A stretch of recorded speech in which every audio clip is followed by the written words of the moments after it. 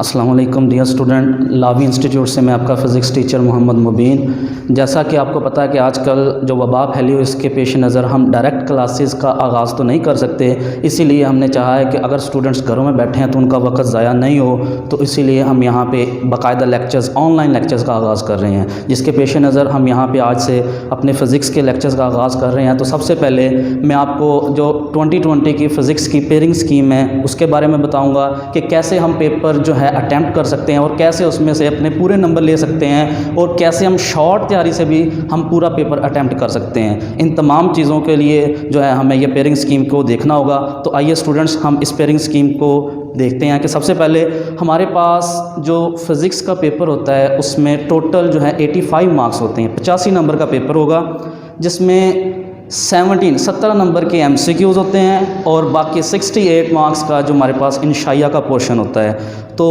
अगर हम अपने 17 नंबर के MCQs की जो डिवीज़न है उसको देखें चलें, तो सबसे पहले हमें पता है कि यहाँ पे हमारे पास 11 चैप्टर हैं फ़िज़िक्स फर्स्ट ईयर के अंदर, ठीक है। तो जो फ़िज़िक्स का फर्स्ट चैप्टर होगा इसमें हमारे पास ये डिवीज़न है कि किस तरह से उसमें 17 MCQs पूरे किए जाएंगे। जो फर्स्ट चैप्टर है उसमें से 2 MCQs हैं, इसी तरह सेकंड में से भी 2 हैं, थर्ड में से भी 2 हैं, 4 में से सिर्फ एक ही MCQs होगा हमारे पास। जो 5 चैप्टर है उसमें से 2 MCQs हैं, छठे चैप्टर में से भी एक ही MCQs है, और जो 7 चैप्टर है उसमें से भी एक है। जो 8वां चैप्टर है उसमें से अगेन 2 MCQs, और फिर 9वें और 10वें में से एक एक, और इसी तरह 11 चैप्टर में से 2 MCQs, और ये सारे मिलाकर हमारे पास 17 MCQs बन जाते हैं, ठीक है। जिसमें से प्रोबेबली हमें यहाँ तक होता है कि 12 के करीब MCQs तो जनरल से होते हैं और 5 उसमें से हमें थोड़ा सा सोल्व करने पड़ते हैं, जो कि हमारे पास टाइम लेने वाले क्वेश्चन होते हैं। अच्छा, इसी तरह डियर स्टूडेंट, हमारे पास जो शॉर्ट क्वेश्चंस हैं, ये तो था हमारे पास वो मारूजी का पोर्शन, जो 17 नंबर के MCQs हमारे पेपर में आने हैं। जो 68 मार्क्स का इंशाइया का पेपर है उसमें हमारे पास जो है वो टोटल 33 शॉर्ट क्वेश्चंस होंगे, जिनमें से आपने 22 अटैम्प्ट करने हैं, ठीक है, लाजमी अटैम्प्ट करने हैं, और 3 पोर्शंस में अटैम्प्ट करने हैं। तो सबसे पहले हम उनकी डिवीजन देखते हैं कि किस चैप्टर में से कितने शॉर्ट क्वेश्चन आएंगे। जो आपका चैप्टर नंबर 1 है उसमें से चूंकि लॉन्ग क्वेश्चन नहीं आता तो उसमें से ज़्यादा शॉर्ट क्वेश्चन दिए जाते हैं, तो उसमें 4 शॉर्ट क्वेश्चन है हमारे पास, ठीक है। इसी तरह चैप्टर 2 से 3 शॉर्ट क्वेश्चन होंगे, चैप्टर 2 से 3 और चैप्टर 3 से 4 शॉर्ट क्वेश्चंस, और हमारे पास चैप्टर नंबर 4 से 2, 5 से हमारे पास 4 होंगे। छठे चैप्टर से सिर्फ एक ही शॉर्ट क्वेश्चन होता है। 7 में से अगेन हमारे पास 2 हैं, और चैप्टर नंबर 8 में से हमारे पास फिर से 4 शॉर्ट क्वेश्चंस हैं। जो लास्ट 3 हैं 9, 10, 11, उनमें से हमारे पास बिलतरतीब 3 शॉर्ट क्वेश्चंस आते हैं, और ये टोटल मिलाकर हमारे पास जो हैं ये 33 शॉर्ट क्वेश्चंस बन जाते हैं, और हमने इनमें से 22 अटैम्प्ट करने होते हैं लाजमी, ठीक है।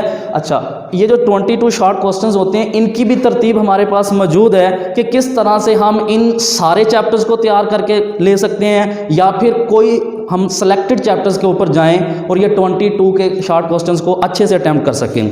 और उसके बाद जो हमारे पास लॉन्ग क्वेश्चंस का पोर्शन है, जो फर्स्ट चैप्टर है इसमें से कोई लॉन्ग क्वेश्चन नहीं है। लास्ट ईयर था लेकिन इस साल उन्होंने स्किप कर दिया है। हमारे पास पहले चैप्टर को छोड़कर बाकी तमाम चैप्टर में से एक लॉन्ग क्वेश्चंस हैं। अब ये डिपेंड करता है कि ये जो एक लॉन्ग क्वेश्चन है ये थ्योरी का है या न्यूमेरिकल है, वो एग्जामिनर पे डिपेंड करता है कि वो कौन सा उठाता है, लेकिन एक लॉन्ग क्वेश्चन उसमें से लाजमी आना है हमारे पास। अच्छा डियर स्टूडेंट, ये तो है हमारे पास क्वेश्चन नंबर 1, जिसमें 17 MCQs होंगे, ठीक है, और उसकी तरतीब हमारे पास ये है। इसके बाद हमारे पेपर का जो नेक्स्ट पोर्शन है वो स्टार्ट हो जाता है, जिसमें हमारे पास शॉर्ट क्वेश्चंस हैं, ठीक है। क्वेश्चन नंबर 2 के नाम से हमारे पास नेक्स्ट क्वेश्चन आ जाएगा। इसमें हमारे पास आंसर देने के लिए जो है वो टोटल 12 क्वेश्चन होंगे, जिसमें से हमने 8 को अटैम्प्ट करना है। अब देखें, इसमें हमारे पास जो है वो 5 चैप्टर्स इंक्लूड होते हैं। पहला portion question number 2, attempt any 8 question, उसमें फर्स्ट चैप्टर, सेकंड, 4, 6 और 7, इन सब को मिलाकर टोटल 12 क्वेश्चन आने हैं, ठीक है।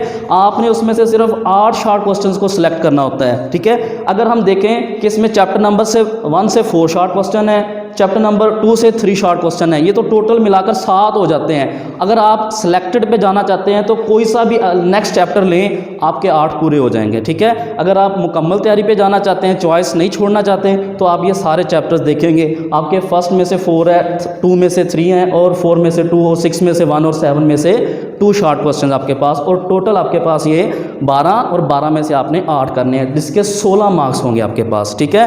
अच्छा, उसके बाद आपका नेक्स्ट क्वेश्चन है क्वेश्चन नंबर 3। इसमें भी आपके पास टोटल 12 क्वेश्चंस होंगे। 12 क्वेश्चन में से आपने 8 सेलेक्ट करने होते हैं। जो आपका फर्स्ट चैप्टर इसमें इंक्लूड है वो 3, 5 और 8 है। अब देखें, इन तीनों चैप्टर में से 4-4 शॉर्ट क्वेश्चंस आने हैं। अगर आप कोई से भी 2 अटैम्प्ट कर लें तो आपके 8 पूरे हो जाते हैं, लेकिन शर्त यह है कि वो आपको 2 बहुत अच्छे से तैयार हों, ठीक है। लेकिन अगर आप उसमें ऐसे जो है वो परेशानी में नहीं जाना चाहते, तो आप तीनों चैप्टर्स को अच्छे से तैयार करें। आपके 12 शॉर्ट क्वेश्चन तैयार होंगे। कोई से भी आसान से 8 सेलेक्ट कर लें, जो आपका टाइम बचा लें। इसी तरह डियर स्टूडेंट्स, आपका नेक्स्ट क्वेश्चन जो है क्वेश्चन नंबर 4 है, जिसमें से आपके पास जो है 9 शॉर्ट क्वेश्चन आते हैं, और 6 आपने उसमें से लाजमी सेलेक्ट करने होते हैं और उनका जवाब देना होता है। तो जो क्वेश्चन नंबर 4 जो है, इसमें जो चैप्टर है हमारे पास 9, 10, 11, इन तीनों में से 3-3 शॉर्ट क्वेश्चंस आने हैं। 6 आपने अटैम्प्ट करने हैं। जो स्टूडेंट चॉइस पे जाना चाहते हैं कि हम सिर्फ शॉर्ट्स जो हैं वो सब्जेक्ट्स को तैयार करें, वो कोई से भी 9, 10 या 10, 11 कोई सा भी पेयर तैयार कर सकते हैं, ठीक है। लेकिन अगर वो चाहते हैं कि मुकम्मल तैयारी करें, तो ये तीनों को तैयार करें, और इन तीनों में से 9 आने हैं और 6 आपने सेलेक्ट करने होते हैं। उसके बाद हमारे पास जो है इसका मेन थ्योरी का पार्ट शुरू हो जाता है। जैसे हम कहते हैं question number 5, question number 6, question number 7, question number 8 और क्वेश्चन नंबर 9 है हमारे पास। इनकी तरतीब किस तरह से है, देखें। जो आपका क्वेश्चन नंबर 5 होगा, इसमें जो लॉन्ग क्वेश्चन आएगा, एक इसमें हमारे पास जो है वो थ्योरी का लॉन्ग क्वेश्चन होगा, और एक उसमें न्यूमेरिकल होगा। इसमें ना चैप्टर्स के पेयर होते हैं, अकेले अकेले चैप्टर्स नहीं होंगे, 2-2 चैप्टर्स को मिलाकर एक लॉन्ग क्वेश्चन आएगा। जैसा कि यहाँ पे क्वेश्चन नंबर 5 जो है वो चैप्टर नंबर 2 और चैप्टर नंबर 3 के मुश्तरका, यानी उनमें दोनों में से मिलकर आएगा।